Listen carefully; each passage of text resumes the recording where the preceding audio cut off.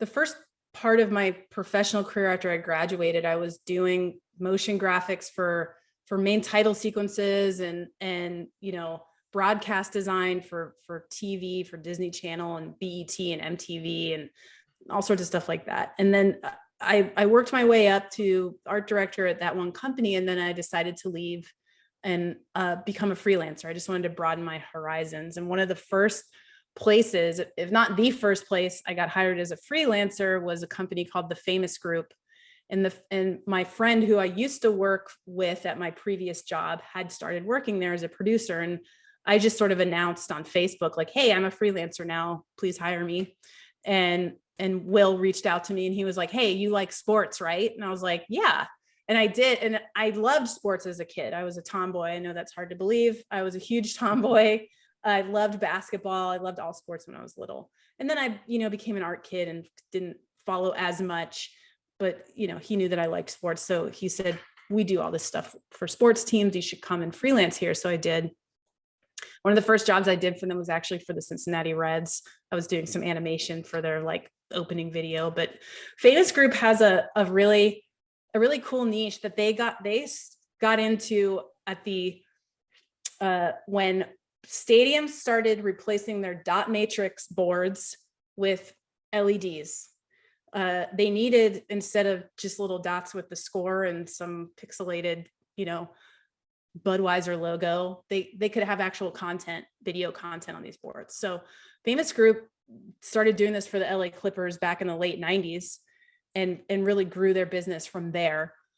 In this space of live events, but especially for sports teams, leagues, events, Super Bowls, NBA teams, NFL teams, NHL, all the teams. So I started doing that work for them, creating essentially these open videos most of the time. Sometimes it was different content, all the different make noise and all those different graphics that teams needed. Sometimes they hire outside companies to do those, but the more blue chip things that they did was you would create the opening sequence, which involved going and recording the team, going and doing a shoot with the team themselves, capturing them on green screen or some elaborate set of some kind, coming back, doing post-production on it, doing motion graphics, making this really cool thing with sound and visuals that takes over the entire arena. And these days, if anybody's been to a stadium, a newer stadium or one that's been updated, these screens are more arresting and interesting than the event because they're so big. If you've ever been to AT&T Stadium where the Cowboys play, you can't not look up at the screen because it's so big. It's distracting. So I got this experience creating content for these canvases, these 360 canvases of a big jumbotron, but then also all these LED ribbons. So the whole place gets taken over when your content shows. And then these teams are always trying to what's the new, what's the best thing, what's going to get people to pay all this money to come see this team besides the team. It has to be a show, like a Vegas level, bit of excitement with pyro and dancers and audio visual entertainment. So around 2012 or 13, I think 2014 or 15, teams started getting projection systems for their ice or their court to, again, amp up that level of anticipation of pregame, get people to come earlier, be in their seats, watch the show. So the first time I did a projection mapping piece like this, I had sort of made a name for myself at Famous as not being Miss 3D girl. I thought sports graphics were very ooh, shiny 3D logo. And I've sort of made a name for myself by doing all these pieces that were very 2D, very graphic design forward. They had visual effects, but they weren't shiny 3D. And then they came to me and they said, we want you to pitch on this Atlanta Hawks projection mapping piece. And I was like, I've never done projection mapping. And they were like, it's okay, here's what it is. And I spoke to the projection mapping vendor, the people who actually sell the hardware and map the content onto the court. And they just gave me like this bullet points of best practices, and they were like, have at it, good luck. And the thing is, it's sort of just a visual play, and you see it now. And I'll send you a couple of these, Ray, but like the big thing now in advertising are these, they call them anamorphic billboards. And when you look at these LED billboards from the right angle, the correct angle, they create the content in such a way that it looks like you can see inside of the billboard and that objects are coming out of the billboard. They almost look like holograms, but they're not. It's just rendered from the correct angle and placed on that surface, and it looks like it's three-dimensional. That's what we were doing on the court or the ice, as it were.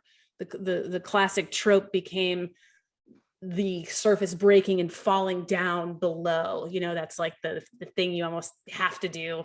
The trick is with those projection mapping pieces is that nothing can come above the court because it's not a hologram. It's only things on the surface or below the surface. So putting things underneath became the thing. So the reason I got into it was because it was thrown at me. They hired me and they were like, we need to do this projection mapping piece. And I was like, all right, how can we make this cool? How can we go beyond just breaking it, smashing it, and having it fall below?